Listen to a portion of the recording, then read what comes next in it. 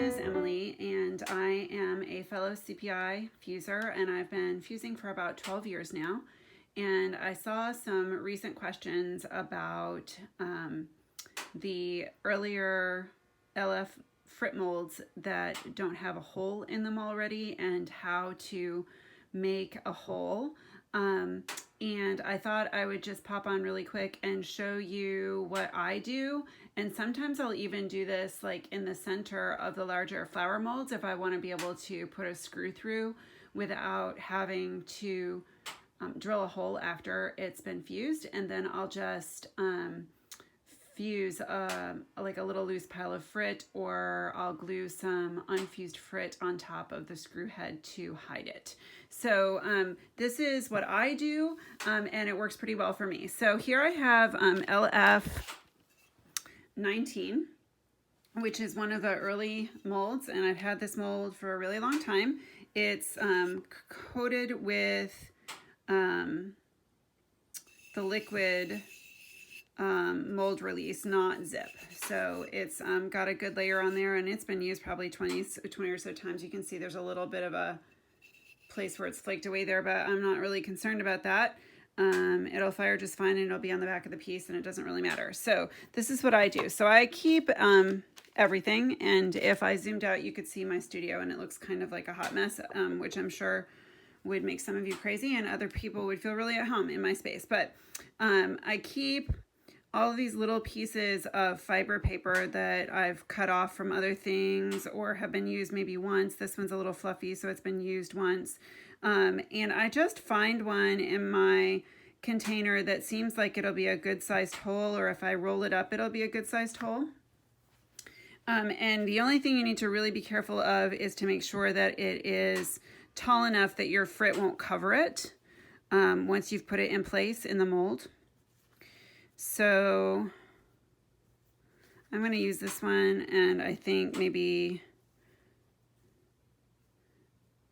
a piece of this one. I'm going to use some scissors and just make them sort of the same thickness.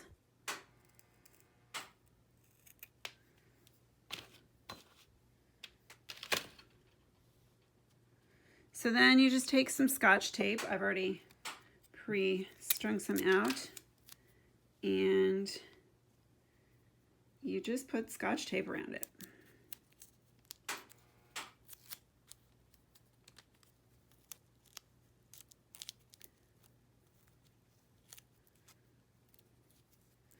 And that holds it together and makes it a pretty nice little hole shape. Now, as the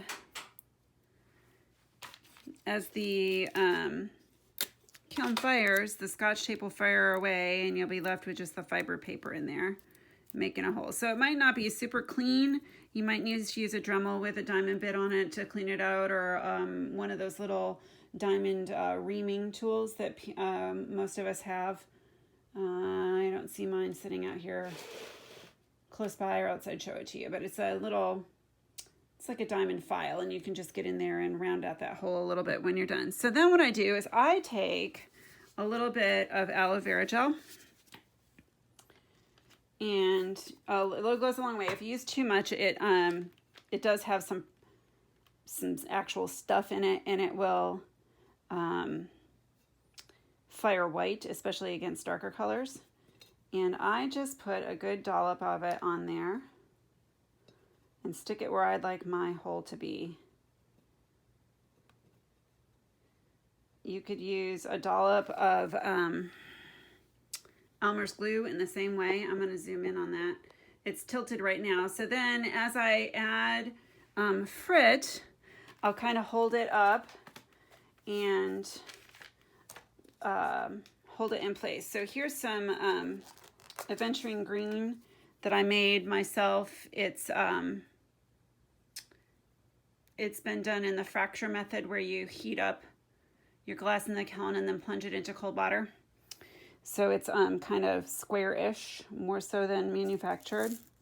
So then I just kind of sprinkle my Frit in there while I'm holding it up, and there I will have a hole. And I'm just going to finish this one out really quick while I'm here. And you guys can see that.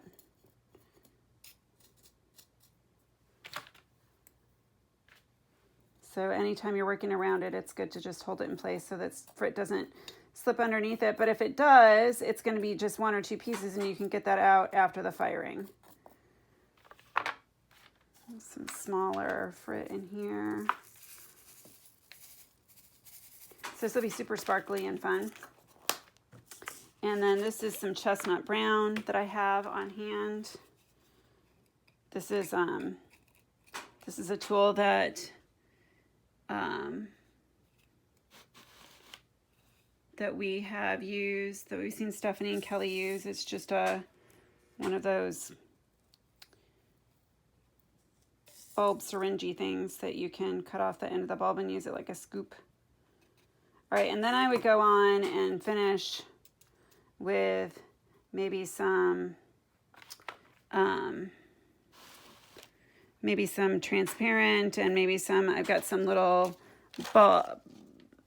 bulby balls that I've made just whenever I do a full fusing. I make sure I don't have any space that isn't covered, and I pre-fuse little balls to use in projects. So I would do that.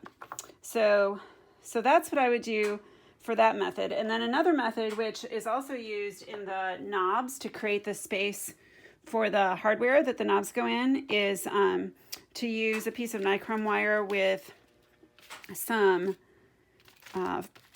thin fire or papyrus paper wrapped around it. So what you need is, so nichrome wire comes like this, and this is about a 1-inch piece that I cut off.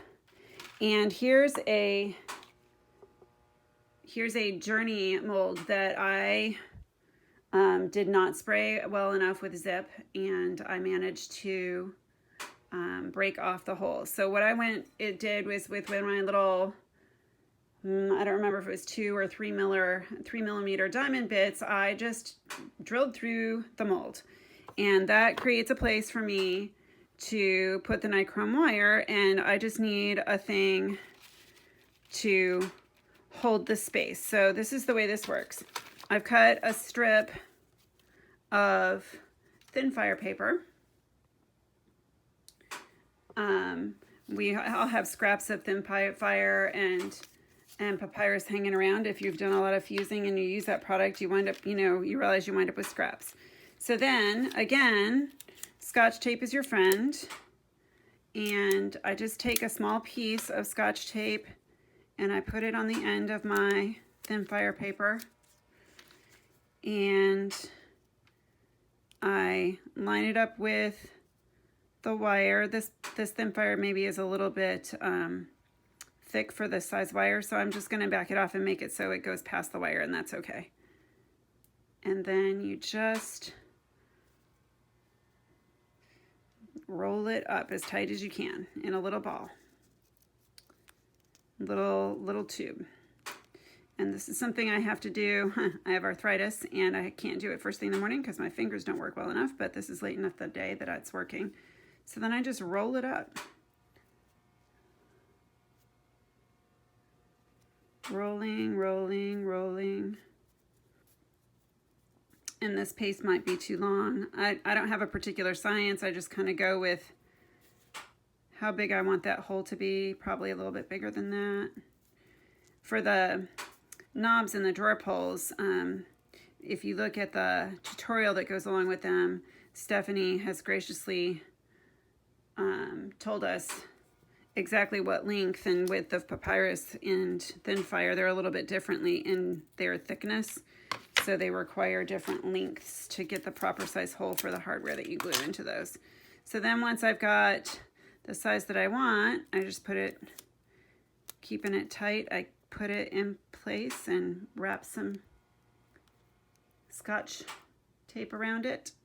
And then I just stick the nichrome wire through the hole. And then again, I would build my necklace around there. I'm going to hold it and show you. See, it just sticks right through the bottom of, and then it just sits in there, and the Frit holds it in place. And when you're done, you'll have a beautiful little hole for your necklace. you.